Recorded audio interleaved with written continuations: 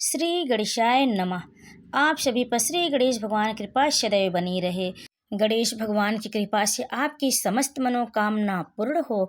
दोस्तों, आज हम आपको सुनाने जा रहे हैं बुधवार की व्रत कथा, गणेश जी की कथा। तो दोस्तों, ध्यान पूर्वक इस कथा को पूरा सुने, इससे भगवान गणेश की कृपा सदैव बनी रहेगी आपके ऊपर, आपकी समस्त मनोकामना पूर्ण होगी। क्योंकि श्री गणेश भगवान समस्त विघ्नों को दूर करने वाले हैं, सभी संकटों को दूर करने वाले हैं। तो उनके नाम का स्मरण करते हुए, गणेश भगवान का आप स्मरण करते हुए इस कथा को ध्यान पूर्वक पूरा सुने। उससे पहले दोस्तों, अगर हमारी वीडियो आपको अच्छी लगी तो लाइक ज़रूर करें और शेयर करें वीडियो को। कमेंट में श्री गणेशाय नमः ज़रूर लिखें। और अगर आपने अभी तक हमारे चैनल को सब्सक्राइब नहीं किया है तो हमारे चैनल को सब्सक्राइब ज़रूर करें। तो चलिए सुनते हैं बुधवार की व्रत कथा। एक समय की बात है, समतापुर नगर में मधुसूदन नाम का एक व्यक्ति रहता था। उसका विवाह पास के ही नगर बलरामपुर की रहने वाली संगीता से संपन्न हुआ। वह दिखने में सुंदर और सुशील थी। एक दिन मधुसूदन अपनी पत्नी को लाने के लिए ससुराल पहुंचा। वह उसी दिन अपनी पत्नी को विदा करने की जिद पर अड़ रहा, लेकिन उस दिन बुधवार था। पत्नी के घर वाले समझाने लगे कि बुधवार के दिन यात्रा करना अशुभ होता है, पर वह नहीं माना। संगीता के घर वालों को उसे बुधवार के दिन ही विदा करना पड़ा।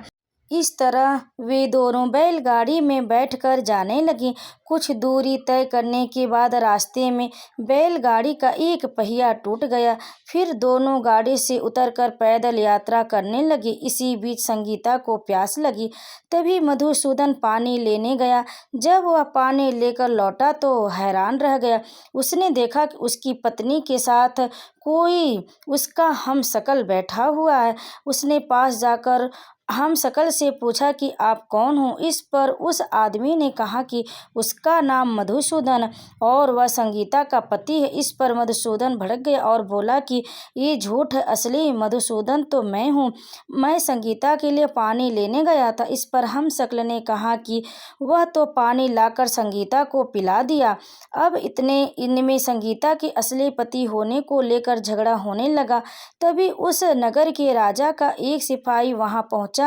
उन्होंने संगीता से पूछा कि उसके असली पति के बारे में सवाल किया। तब वह खुद दुविधा में थी। इस पर संगीता ने कोई जवाब नहीं दिया। फिर सिपाहियों ने उनको राजा के दरबार में पेश किया। पूरी कहानी सुनने के बाद दोनों को राजा ने जेल में डालने का आदेश दिया। घबराया हुआ मधुसूदन इसके बाद बुधदेव को याद कर उनसे क्षमा मांगने लगा। इसके बाद वहां आकाशवाणी हुई कि मधुसूदन, तुमने संगीता के घर वालों की बात नहीं मानी और बुधवार को यात्रा की।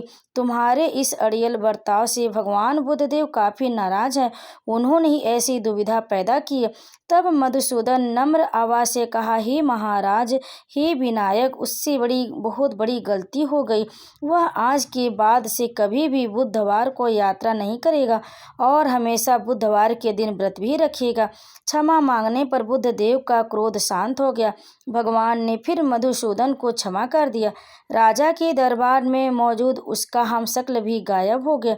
बुधदेव की कृपा से राजा ने फिर मधुसूदन और संगीता को विदा कर दिया। राजमहल में जैसे ही वे आगे बढ़े तो रास्ते में बैलगाड़ी भी सही सलामत मिल गई। दोनों एक साथ खुशी खुशी अपने घर लौट आए। इसके बाद से वे हर बुधवार का व्रत रखने लगे।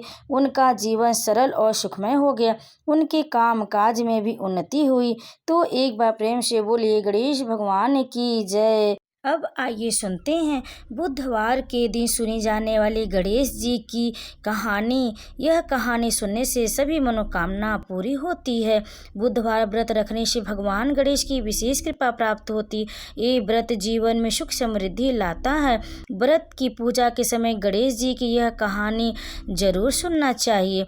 बुधवार का दिन भगवान गणेश की कृपा पाने के लिए खास माना गया। मान्यता है कि जो व्यक्ति सच्चे दिल से बुधवार का व्रत करता है और विधि विधान से गणपति बप्पा की पूजा अर्चना करता है, उसके सारे कष्ट दूर हो जाते। बुधवार व्रत जीवन में सुख समृद्धि और धन दौलत लाता। यह व्रत धन प्राप्ति के रास्ते खोल देता और सारे बिगड़े काम बन जाता है। बुधवार व्रत में गणपति बप्पा की पूजा करने के बाद इस व्रत कथा को जरूर सुनना चाहिए। गणेश जी की कहानी पढ़ने से और सुनने से व्रत का पूर्ण फल प्राप्त हो जाता है। तो चलिए सुनते हैं बुधवार व्रत की कहानी। यह दूसरी कहानी है।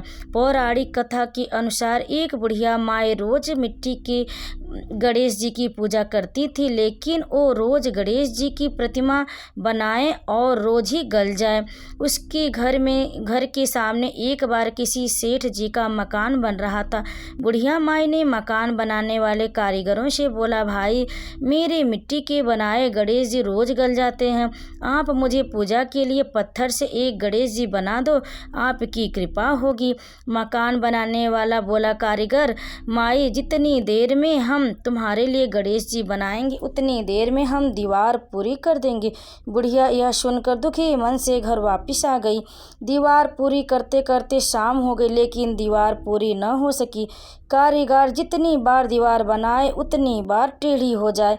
शाम को सेठ जी आए तो उन्होंने कहा, आज कुछ काम नहीं किया। तब मकान बनाने वाला एक कारीगर सेठ जी के पास गया और उसने बुढ़िया माई वाली सारी बात बता दी। तब सेठ जी ने बुढ़िया माई के घर गए और उनसे कहा कि माई तुम हमारी दीवार सीधी कर दो, हम तुम्हें एक सोने के गणेश जी बनवा कर देंगे। गणेश जी ने ये सुनते ही सेठ जी की दीवार सीधी कर दी। सेठ जी ने बुढ़िया को सोने के गणेश जी बना कर दिए और यह कथा पूर्ण हुई। इसी तरह से हे विनायक महाराज, जैसे आपने सेठ जी की दीवार सीधी की वैसे ही हमारे सभी कार्य सिद्ध करना। तो एक बार प्रेम से बोलिए श्री गणेश भगवान की जय।